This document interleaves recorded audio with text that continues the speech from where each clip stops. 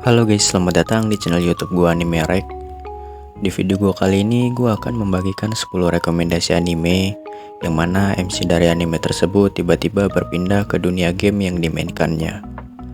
Jadi tanpa berlama-lama gua mulai saja rekomendasi animenya.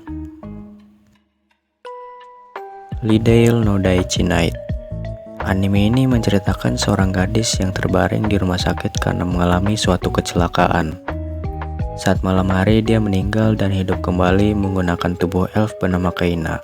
Karakter berlevel tinggi sama seperti yang dia gunakan saat di game.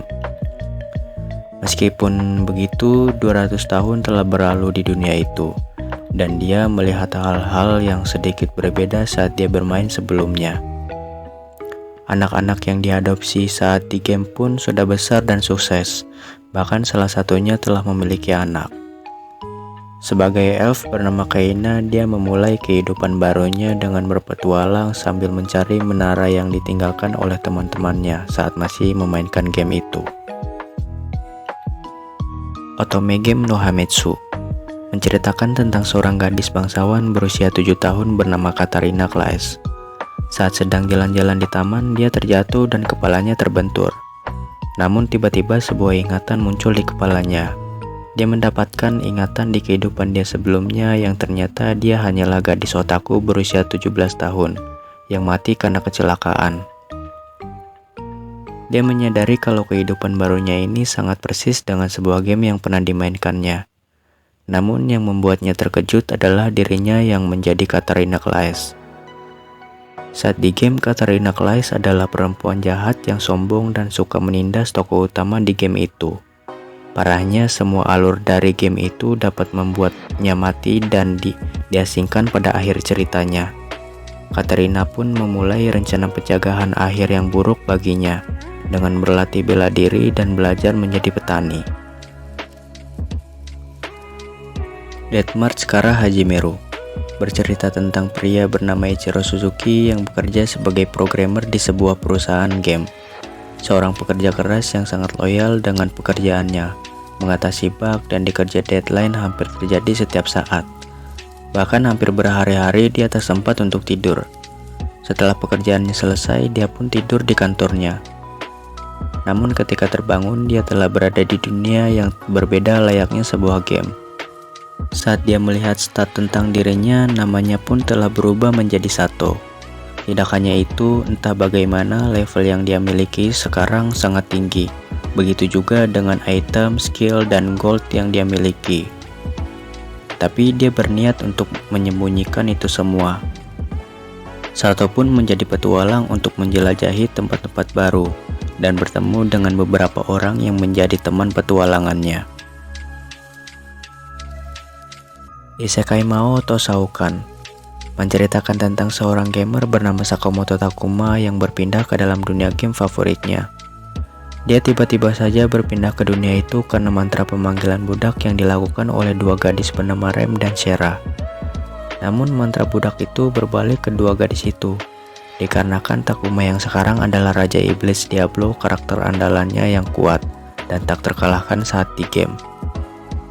Tapi terlepas dari itu semua, Sakamoto tetaplah seorang rolep yang tidak berpengalaman. Dan dengan sedikit pengetahuannya, dia bertingkah layaknya Raja Iblis yang kejam demi menutupi sifat aslinya itu. Dikarenakan Sakamoto sedang berada di situasi yang membingungkan, dia memutuskan untuk membantu dua gadis itu menemukan cara untuk membatalkan kontrak budak mereka. Shujou Kougeki bercerita tentang seorang remaja bernama Usuki Masato. Dia tiba-tiba dilempar ke dalam dunia game petualangan setelah menjawab beberapa pertanyaan. Awalnya dia merasa senang karena telah berpindah ke dunia itu. Namun semuanya hancur setelah melihat ibunya pun ikut berada di dunia itu. Meskipun berpetualang di dunia fantasi adalah impian baginya, tapi berpetualang dengan ibu sendiri bukanlah hal yang diinginkannya. Parahnya, kekuatan yang Masato miliki tidaklah seberapa, berbeda dengan ibunya yang menjadi pendekar dua pedang.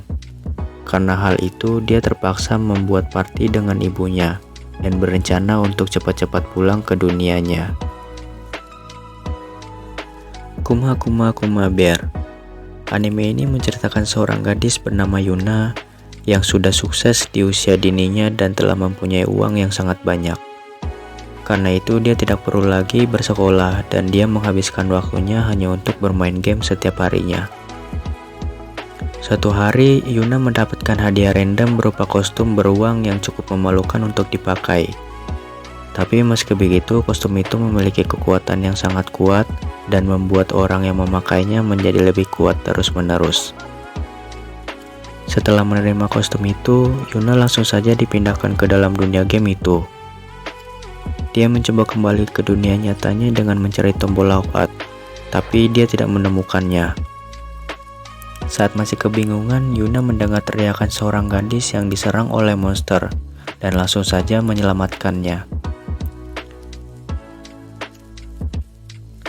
Karena telah menyelamatkannya, gadis itu mengantar Yuna ke kota untuk mendaftar menjadi petualang. Di dunia barunya itu, Yuna memutuskan untuk menjadi petualang dan bersenang-senang setiap harinya. Otome Game Sekai menceritakan tentang seorang pria yang dipaksa adiknya untuk menamatkan game kencan simulator di hari liburnya. Namun tidak seperti game kencan biasanya, game itu memiliki cerita yang berbelit-belit dan menjadi susah untuk diselesaikan. Saking kesalnya, dia tanpa sadar telah memainkan game itu sampai berhari-hari tanpa berhenti. Setelah dia berhasil menamatkannya, dia berencana keluar untuk membeli makanan. Tapi saat menuruni tangga, dia terjatuh dan mati. Dan ketika terbangun, dia menyadari kalau dia telah berinkarnasi ke dunia game itu sebagai NPC bernama Leon Vo Barford. Merasa kalau dia bukanlah tokoh utama di dunia itu, dia menggunakan pengetahuannya tentang dunia itu di saat-saat yang diperlukan saja dan menjalani hidup biasa layaknya NPC pada umumnya. Gaikotsu Kishisama menceritakan tentang seorang gamer yang bermain game sampai dia tertidur. Ketika terbangun, dia tiba-tiba sudah berada di dunia game yang dimainkannya sebagai Ark. Avatar gamenya yang kuat dilengkapi senjata dan baju besinya yang indah. Namun di balik baju besinya itu terdapat tubuh tengkorak yang menakutkan. Ark mendaftar menjadi petualang dan dapat dengan mudah beradaptasi dengan lingkungan barunya itu. Dia memilih misi-misi yang mudah agar tidak terlihat mencolok. Dengan begitu, orang-orang tidak akan ada yang mencari tahu tentang dirinya. Dan sosok menyeramkan di balik baju besinya itu tidak akan terbongkar. Namun semuanya berubah setelah dia bertemu dengan Dark Elf cantik dan mulai membawanya ke dalam petualang yang penuh dengan konflik. Log Horizon berlatar di sebuah game online bernama Elder Tale, game yang sangat terkenal dengan jutaan pemain dari seluruh dunia. Namun suatu hari tiba-tiba saja seluruh pemain yang bermain game itu mendapati diri mereka telah berada di dunia game itu dengan menggunakan avatar mereka sendiri tanpa bisa logout. Kejadian itu membuat seluruh pemain merasa panik, terutama 30.000 player berasal dari Jepang. Para NPC yang sebelumnya bergerak melalui sistem, kini mulai bertingkah layaknya manusia pada umumnya.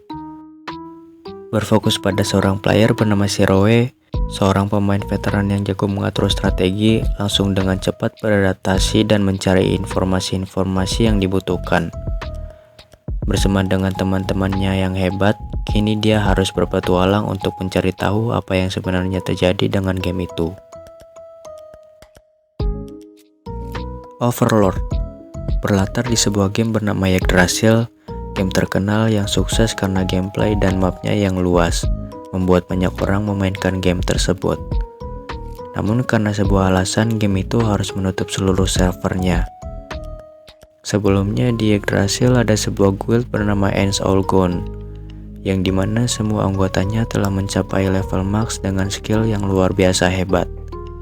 Salah satu player username Momogaya yang sangat mencintai game tersebut berniat untuk tetap berada di game itu sambil mengingat masa-masa perjuangannya dulu bersama para anggota guildnya yang lain. Namun suatu keanehan terjadi. Seharusnya tepat tengah malam ini dia telah logout secara otomatis dari game itu.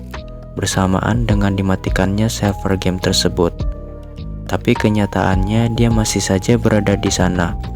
Anehnya lagi, seluruh NPC tiba-tiba saja berubah kepribadiannya layaknya seorang manusia. Bahkan fitur-fitur game hampir semua tak berfungsi. Hal tersebut membuat Momonga terkejut. Dan karena hal itu, Momonga harus memimpin para NPC yang ada di guild itu, sambil mencari informasi di balik kejadian aneh tersebut. Oke guys, jadi segitu aja dulu rekomendasi anime yang akan gue bagikan kali ini. Semoga kalian menemukan anime yang cocok untuk kalian tonton nantinya. Terima kasih sudah menonton. Sampai jumpa lagi di video gue selanjutnya.